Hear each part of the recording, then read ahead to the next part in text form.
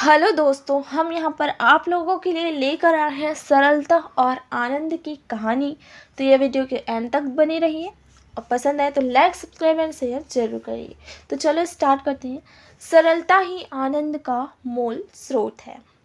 सरलता ही शक्ति का केंद्र है। सरलता भगवान को प्यारी है। जैसे जैसे बालक चतुर होता जाता है, निजानंद को खोता जाता है। आनंद पूर्वक जीवित रहने के लिए प्रत्येक व्यक्ति को बाल भाव प्राप्त करना तथा बाल को में मिलना आवश्यक है। बच्चों से हर एक व्यक्ति प्रसन्न रहता है। बड़े बड़े सांसारिक जटिल कार्य करने वाले लोग, जिनका उत्तरदायित्व असीम रहता है, अपना थोड़ा सा समय बच्चों के साथ व्यतीत करने में अपना सौभाग्य समझते हैं। बच्चे उनमें नवजीवन का संचार कर देते हैं। इंग्लैंड के राजा अल्फ्रेड के बारे में यह कथा प्रसिद्ध है कि वह किसी किसी दिन गुप्त रूप से अपना राज्य का कार्य छोड़कर एक गरीब बुढ़िया के यहाँ चला जाता था। उसकी संरक्षकता में 2 शिशु रहते थे। राजा उन बालकों के साथ खेलता था, उनके आनंद विनोद को बढ़ाता था। कभी कभी अल्फ्रेड स्वयं घोड़ा बनकर पैरों और हाथों से चलने लगता था और बच्चे उसके ऊपर सवार होते थे।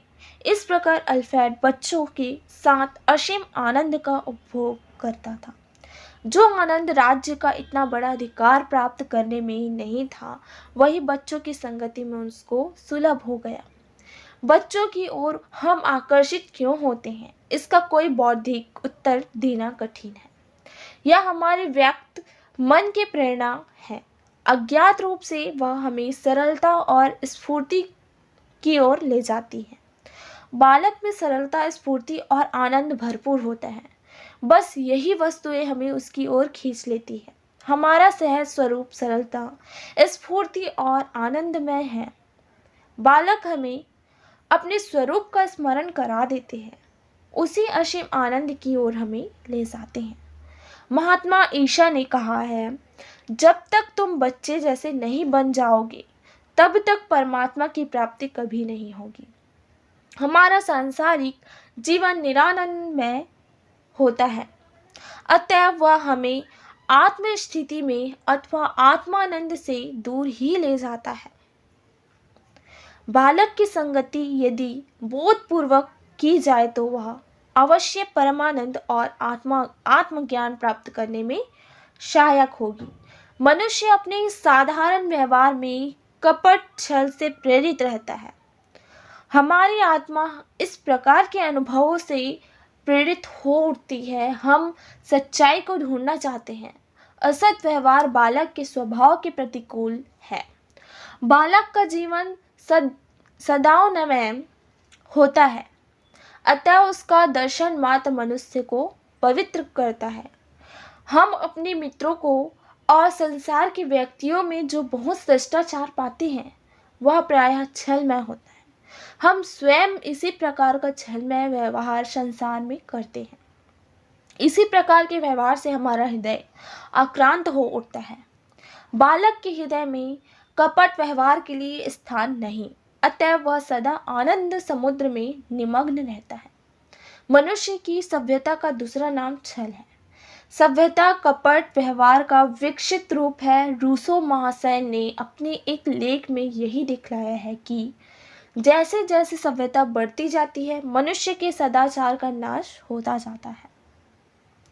जो मनुष्य जितना सभ्य और शिष्ट कहलाता है, वह प्रायः उतना ही असद व्यवहार करने वाला और धूर्ता होता है। रूसो का दृष्टिकोण महात्माओं, कवियों और तत्वज्ञानियों का दृष्टिकोण है। कवि सरल हृदय होता है। कविता गंगा जी की पवित्र धारा के समान कवि के हृदय रूपी स्वच्छ मानसरोवर से निकलती है। कविता दलदल की उपज नहीं, संसार के आघात प्रतिघात से विकृत बुद्धि कविता का उद्गमन स्थान नहीं बन सकती।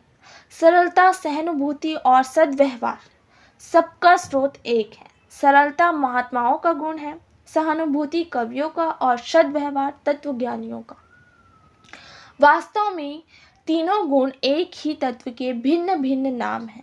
मनुष्य चतुर बनकर कुछ भी स्थायी लाभ प्राप्त नहीं कर पाता। चतुर मनुष्य सांसारिक व्यवहार में कुशल होता है, किंतु वह आत्मज्ञान से वंचित रहता है। इस प्रकार के मनुष्य से उसके आसपास रहने वाले लोग भयातुर अवश्य रहते हैं, किंतु वह प्रेम का पात्र नहीं हो पाता। ऐसे मनुष्य के हृदय में किंचित मात्र भी आनंद नहीं रहता। वह जहाँ जाता है वहीं अपने आसपास के व्यक्तियों के में शंका, भय और चिंता का संसार निर्माण कर देता है। जिस तरह बालक अपनी सरलताओं से आसपास के लोगों को संतुष्ट करता है, जिस प्रकार एक एक खिला हुआ फूल देखने वालों के मन को खिला देता है, उसी प्रकार सरल स्वभाव वाला आदमी सदा अपने आप प्रसन्न रहता है और उस प्रसन्नता का दान दूसरों को भी दिया करता है। इसके विपरीत चतुर मनुष्य दूसरे लोगों को चतुर बनाता है और इस तरह उनके हृदय को संकुचित और कपट से कलुषित कर देता है। अंग्रेजी में एक कहावत है, स्वास्थ्य उतना ही संक्रामक है जितनी की बीमारी। बीमार आदमी सब में बीमारी फैलाता है और स्वस्थ मनुष्य स्वास्थ्य। इसी तरह जिस मनुष्य का जीवन संसारमय है, वह अपने संपर्क से दूसरों को संसारिक बनाता है, और जिसका जीवन परमार्थ में लगा हुआ है, वह दूसरों के मन में भी परमार्थ की भावना को दृढ़ करता है। यह कहानी हम यही समाप्त करते हैं। पसंद आए लाइक, सब्सक्राइब एंड शेयर जरूर करिए। धन्यवाद।